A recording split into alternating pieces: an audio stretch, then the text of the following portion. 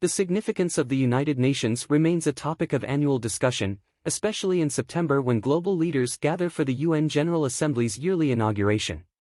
This debate gains additional importance as UN member countries increasingly favor more focused multilateral groups for collaborative efforts in a dividing international landscape.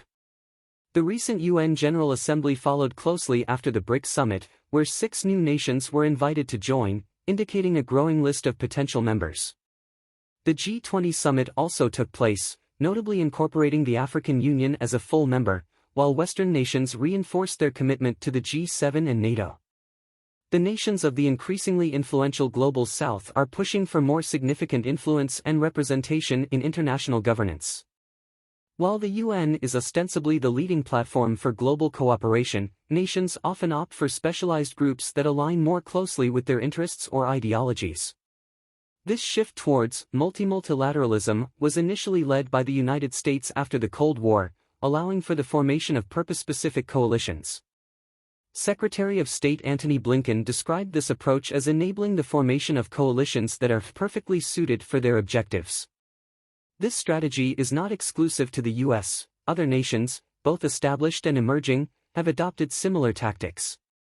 This trend has become more pronounced amid the Russian invasion of Ukraine, the intensification of the rivalry between China and the US, and the widening gap between affluent and developing countries. Despite its critics, the UN remains a critical forum for international dialogue, particularly for developing nations often overlooked by smaller, more exclusive groups. Western nations have been criticized for contributing to global fragmentation by strengthening ties among themselves in response to threats from nations like China and Russia. The early post-Cold War era's optimism has dimmed due to geopolitical tensions, leading to increased solidarity among Western democracies.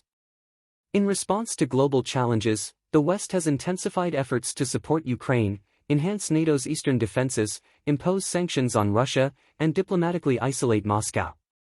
In the Asia-Pacific, the US has bolstered alliances to counter China's influence, highlighting initiatives like the AUKUS Defense Pact and the Quad Security Dialogue.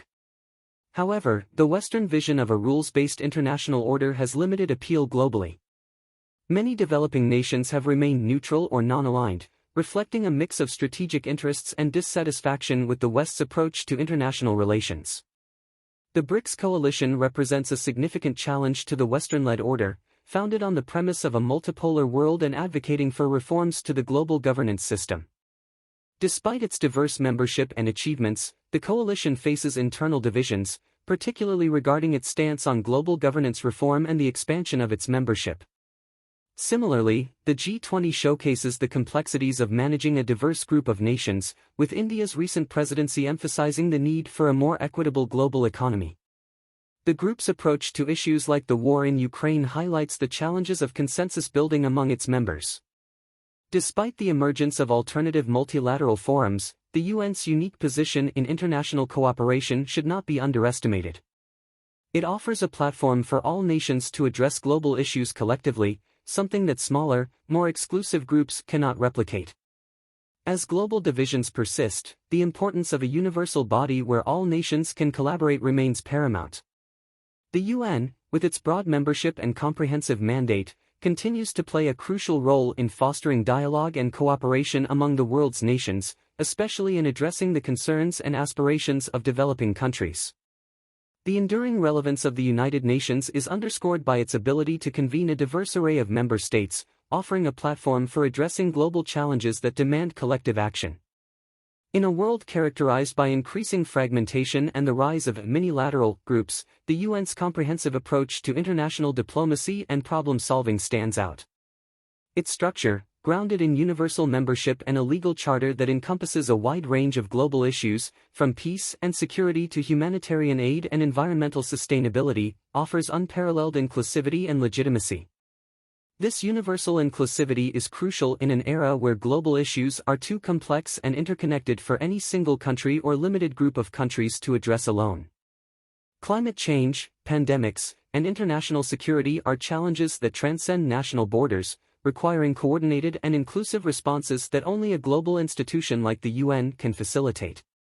The organization's specialized agencies and programs play pivotal roles in fields as diverse as health, education, and economic development, demonstrating the UN's integral role in fostering global cooperation.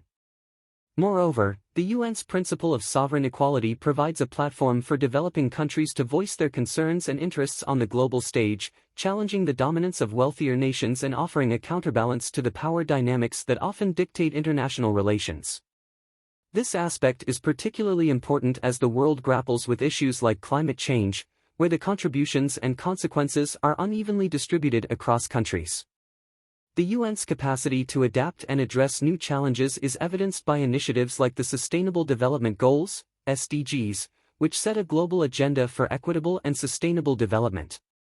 While progress has been uneven, the SDGs illustrate the potential for the UN to mobilize international action and resources towards common objectives. Critics often point to the inefficiencies and political gridlock within the UN, especially in bodies like the Security Council, where veto power can stymie collective action.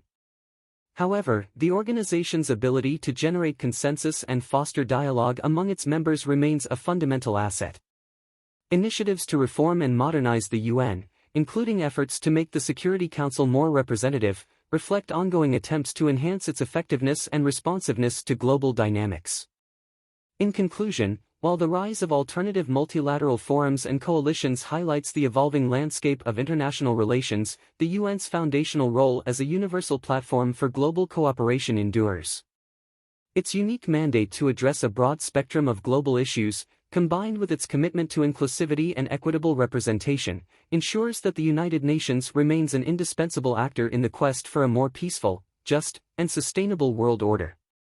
As the international community faces unprecedented challenges in the 21st century, the UN's role as a forum for dialogue, negotiation, and collective action is more important than ever, underscoring the need for continued support and engagement from its member states.